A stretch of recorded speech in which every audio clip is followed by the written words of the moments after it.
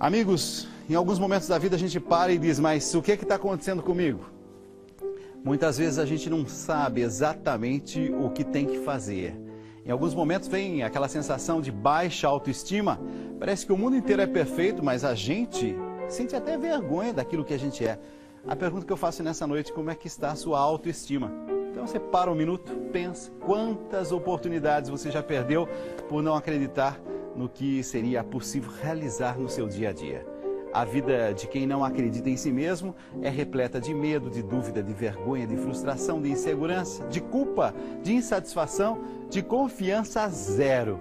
A gente vai falar sobre esse tema e quem sabe essa seja a noite de resgatar essa autoconfiança, essa autoestima. A gente vai falar com o especialista e psicólogo Alessandro Viana. Vamos lá.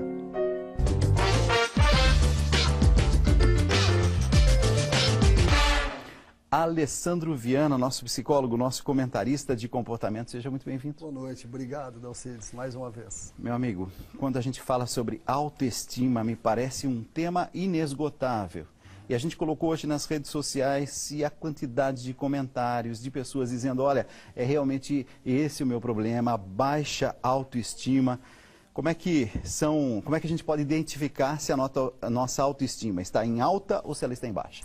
Então, Cid, sabe quando eu recebi o convite de vocês para fazer esse tema, eu achei tão bacana, porque eu atendo basicamente esta dor, a dor de uma baixa autoestima.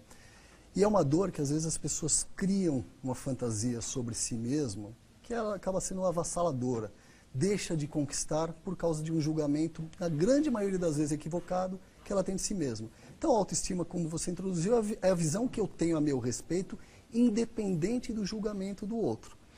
Mas o julgamento do outro, a opinião dos outros, vai formando a minha autoestima ou a autoestima é uma descoberta interior que eu faço e, na verdade, pessoal? Olha, na verdade, ela vai sendo formada junto com a personalidade. O ambiente que você vive, a família que você está, o seu desenvolvimento infantil, adolescência, ela vai interferir diretamente nesse equilíbrio. Como eu me vejo, né?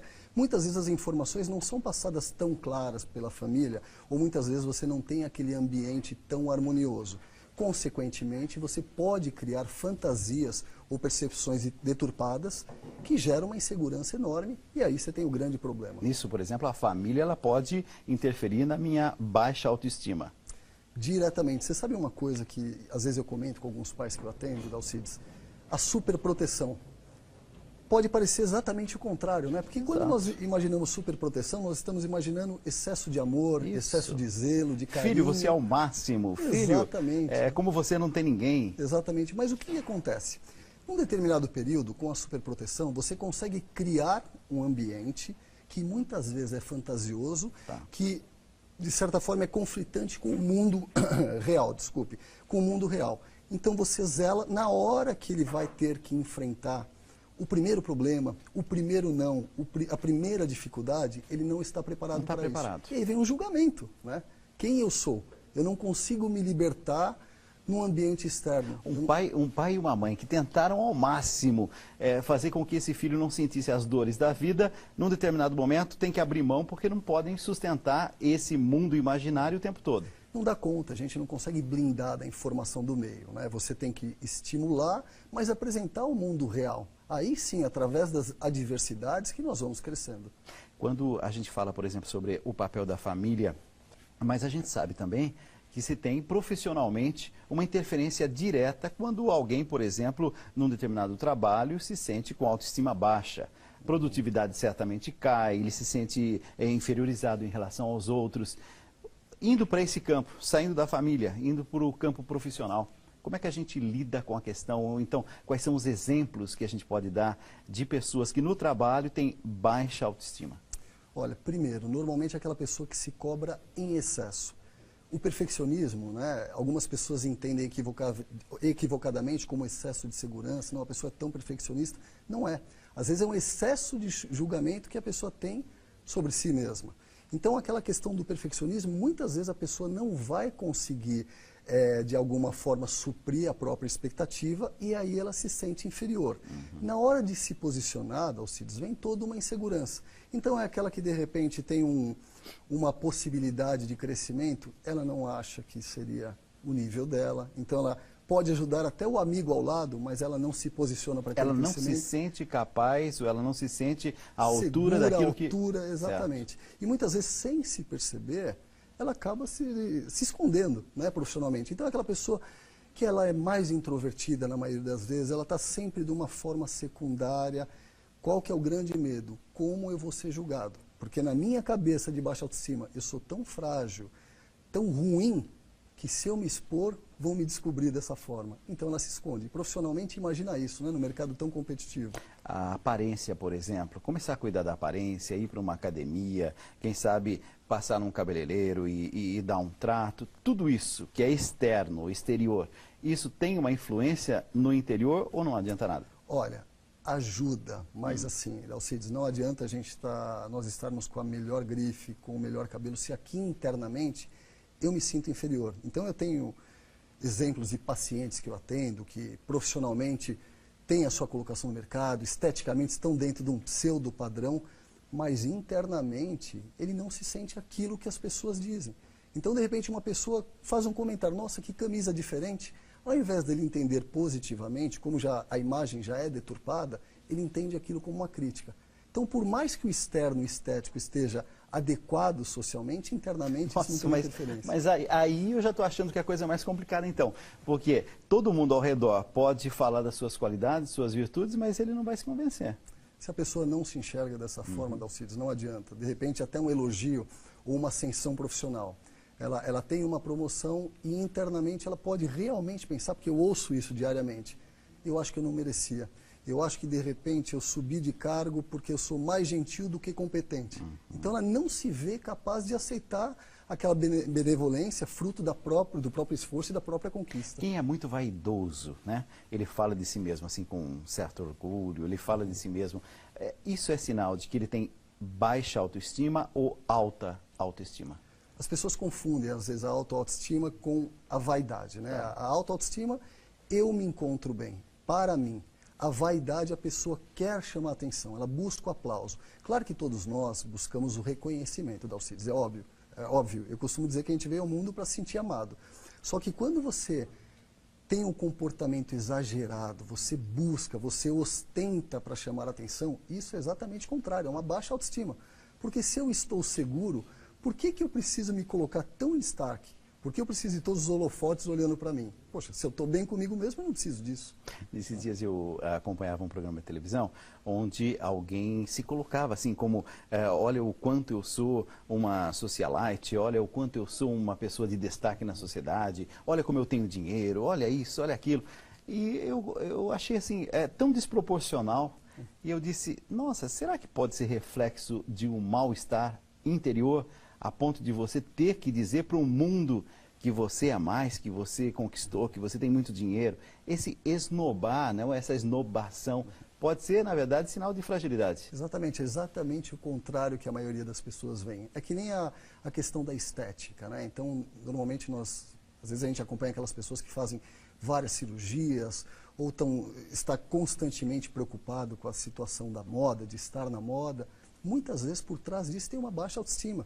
Então fica uma busca compulsiva por um padrão que a pessoa almeja, mas que ela não vai atingir. Porque é um ideal surreal, né? Não algo dentro do palpável. Porque o vazio está interno, não está na cirurgia plástica, não está na vestimenta. Né? E não vai ter cirurgia plástica, nem vestimenta, nem absolutamente nada que possa sanar essa dor, que eu vou chamar assim em si, ó, que eu posso, essa dor interior de que tem alguma coisa ali fora do centro.